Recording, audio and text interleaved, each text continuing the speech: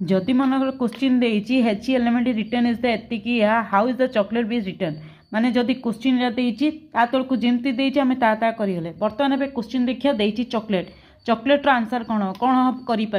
हेच पर अच्छी आई तो सी पर डी सेमती ई पर एफ अच्छी हेच पर आई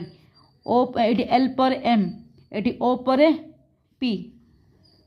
सी पर डी गोटे पर गोटे गोटे पर गोटे आम तले कौन कर दे पारे एल पर एम ए पर बी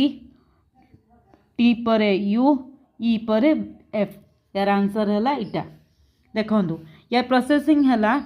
हेच पर आई अच्छी परवर्ती ये सेमती ई पर एफ अच्छी